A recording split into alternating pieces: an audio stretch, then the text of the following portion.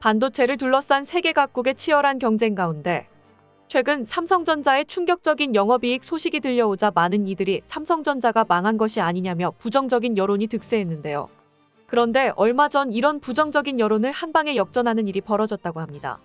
이재용 회장의 물밑 작업이 결정적인 이유였다고 하는데요. 이에 삼성을 상대로 승기를 잡았다고 생각했던 대만의 TSMC는 속수무책으로 당할 수밖에 없었다고 합니다. 이젠 입장이 뒤바뀌어 오히려 TSMC가 위험한 상황에 놓였다고 하는데요. 대체 어떻게 된 일인지 지금부터 자세하게 설명해드리겠습니다. 근 14년간 최악의 적자. 삼성전자는 올해 1분기 충격적인 발표를 내놓았습니다. 올해 1분기 영업이익이 6,400억 원. 작년 같은 기간 대비 무려 95.5% 감소한 수치를 기록한 것입니다. 많은 이들은 입을 다물지 못했습니다.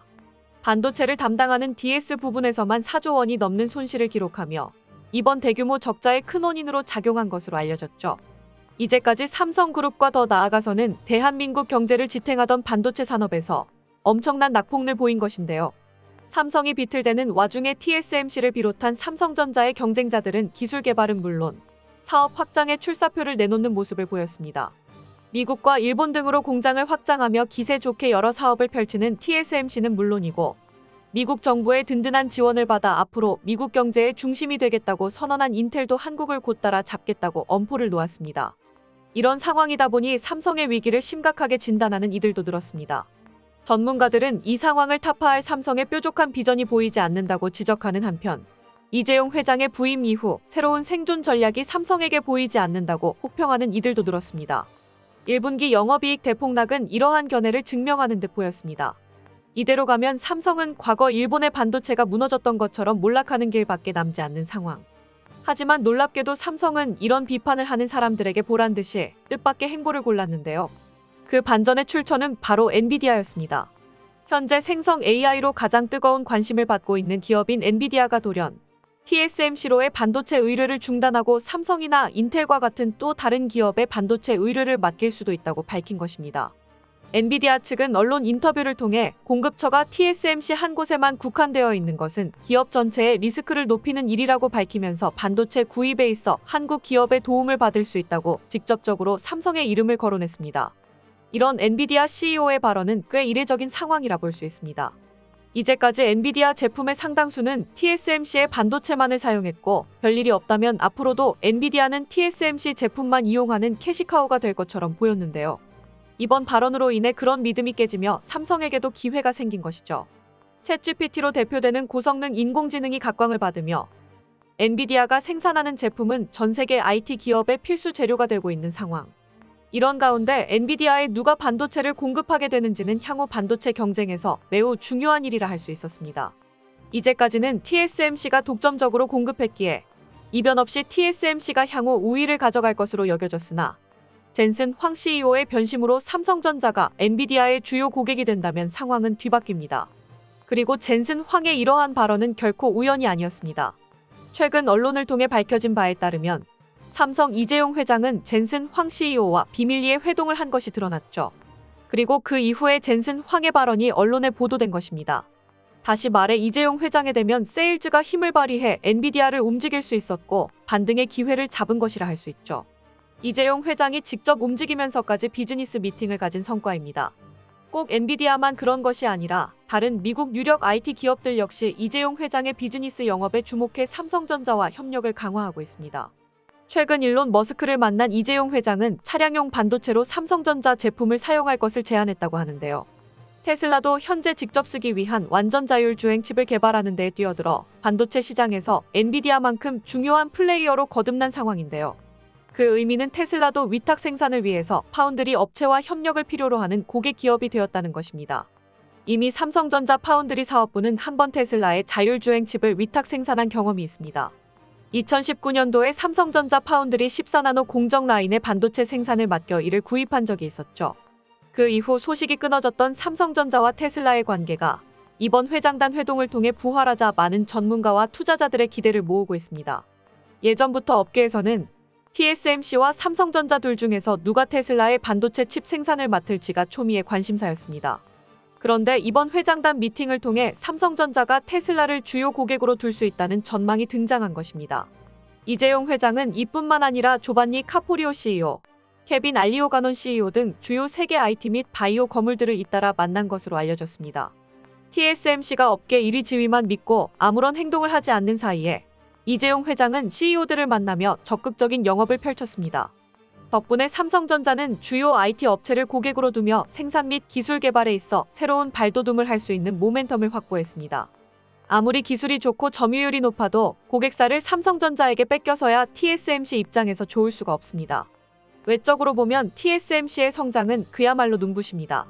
TSMC의 올해 1분기 전체 매출은 5,086억 대만 달러, 하나로 22조 원에 달하는 액수를 기록했는데요. 이는 전년 동기보다도 3.6%나 증가한 수치입니다. 그 결과 파운드리 업계 1위 자리를 유지하는 것은 물론 매출과 영업이익에 있어서도 가시적인 성과를 볼 수 있었던 것이죠. 여기까지만 보면 아무 문제가 없는 것처럼 보이지만 사실은 TSMC에게 좋지 못한 신호가 곳곳에서 보이고 있었습니다. 바로 대만 내반도체 2위, 3위 업체인 UMC와 미디어텍의 매출이 급감하는 모습을 보인 것입니다. UMC의 올해 1분기 매출은 542억 9천만 대만 달러, 하나로 2조 3,648억 원에 불과했습니다. 전년 동기 대비 무려 14.53%가 감소한 수치죠. 미디어텍은 더 심해서 전년 동기 대비 33%가 줄어들며 TSMC 외의 다른 기업들은 전혀 성장하지 못한 것을 수치로 볼 수 있습니다. 이게 TSMC한테도 문제가 되는 이유는 대만의 독특한 산업 구조 때문인데요. 대만 반도체 산업은 각 기업이 유기적으로 연결된 구조를 띠고 있습니다. 팹리스인 미디어텍이 반도체를 설계하면 디자인하우스 업체가 설계안을 도면으로 바꾸는 과정을 거치게 됩니다. 대만 내 디자인하우스는 235개에 달하는데 만일 이들 중 어느 한 곳이라도 사업에 지장이 생기면 전체 반도체 생태계가 무너지는 구조가 되어 있고 TSMC 역시 이런 대만 반도체 생태계 안에 자리 잡고 있어 주변 대만 반도체 기업의 시황에 크게 영향을 받을 수밖에 없습니다. 그래서 2위와 3위 기업도 TSMC에게는 경쟁자라기보다는 동업자에 가까운 존재로 이들이 악영향을 받았다는 것은 다시 말해 TSMC에게도 위기가 찾아왔다는 이야기와 같습니다. 상반기에는 호실적을 드러냈으나 만약 2, 3위 업체가 반등을 하지 못하고 계속된 적자를 보게 될 경우 TSMC 역시 올 하반기에 적자로 돌아설 수 있는 가능성을 배제할 수 없습니다. 대만을 위협하는 국제정세 역시 만만한 상황은 아닙니다. 최근 대만 총통선거 후보로 나선 라이칭더 부통령이 시진핑 중국 주석에게 만남을 제의했으나 거부당한 일이 있었는데요. 라이칭더 부통령은 하나의 중국 원칙을 거부한 인물로 대만 독립과 중국으로부터의 자주성을 확보해야 한다고 주장하는 후보입니다. 그가 시 주석과 만남을 이야기 것은 중국과의 대화를 통해 양안 문제를 해결해보고자 하는 희망 때문이었는데요. 중국은 당연히 단칼에 이 요청을 거절하며 하나의 중국 원칙을 고수했습니다. 외교부 대변인은 대만은 중국의 일부이며 대만의 부총통 같은 건 없다고 말하며 대만의 어떠한 지위도 용납할 수 없다는 입장을 내비쳤습니다. 이러한 상황이 이어지면서 빅테크 기업들은 대만과의 협력의 난색을 표하기 시작했습니다. HP와 델의 경우 대만을 떠나 동남아시아에서 생산기지 구축 필요성을 사내보고서에 직접적으로 언급하는 모습을 보이기도 했죠. 국제 정세의 불구덩이 한복판이나 마찬가지인 대만의 핵심 자재 및 인력을 두고 있는 TSMC 입장에서는 객관적인 지표의 성공만으로는 절대 안심할 수가 없는 상황입니다. 그런 가운데 삼성전자가 고객이 되었어야 할 주요 고객들을 하나하나 자사 고객으로 뺏는 것을 TSMC는 지켜봐야 했죠. 최근엔 유럽에서도 TSMC에 의존하는 것이 아닌 삼성전자를 찾는 모습이 보였습니다. 독일의 대규모 파운드리 공장을 건설하려고 계획 중이던 TSMC는 최근 이후의 태도 변화에 당황함을 감추지 못했습니다. 로이터의 보도에 따르면 티에리 브루통 EU 집행위원이 삼성전자를 콕 집어서 유럽은 언제나 투자에 열려 있으며 공장 투자에 있어 좋은 곳이라는 취지의 자료를 보냈다고 합니다. TSMC의 투자로 만족하는 것이 아니라 삼성전자 공장을 유럽에 유치하기 위해 적극적인 유치전을 실행하고 있는 것이죠. 유럽 국가들은 TSMC가 구형 반도체 투자 기지로 독일 한 곳만을 선정한 것에 불만을 품었고 이에 따라 TSMC의 경쟁자인 삼성전자의 유럽은 러브콜을 보내고 있는데요. 현재 텍사스 새 공장 투자에 힘을 집중하고 있는 삼성전자는 유럽의 러브콜을 마다할 이유가 없습니다. 반도체 생산 거점의 다변화가 중요한 과제인 만큼 유럽이 적극적인 유치전을 벌인다면 삼성전자 입장에서는 큰 돈 들이지 않고도 공장을 세울 수 있게 되는 것입니다. TSMC 입장에서는 독일에다 엄청난 돈을 들이고도 삼성전자에 밀려 아무런 이득도 얻지 못할 수도 있는 셈이죠. AI 기술의 발전으로 반도체 시장에서 삼성전자가 반사이익을 얻는 것은 물론 TSMC에 맞서 차례차례 주요 고객을 선점하고 야금야금 이득을 보고 있는데요. 앞으로 삼성전자가 반도체 시장에 탁월한 실력을 선보여 TSMC의 위기를 틈 타 파운드리 시장에서 1위를 차지하고 앞으로도 비메모리, 메모리 양쪽 분야에서 선두를 달리는 첨단 산업의 최강자로 거듭나길 기원해 보겠습니다. 끝까지 시청해주셔서 감사합니다. 도움이 되셨다면 좋아요를, 다른 이야기도 궁금하시면 구독을 눌러주세요.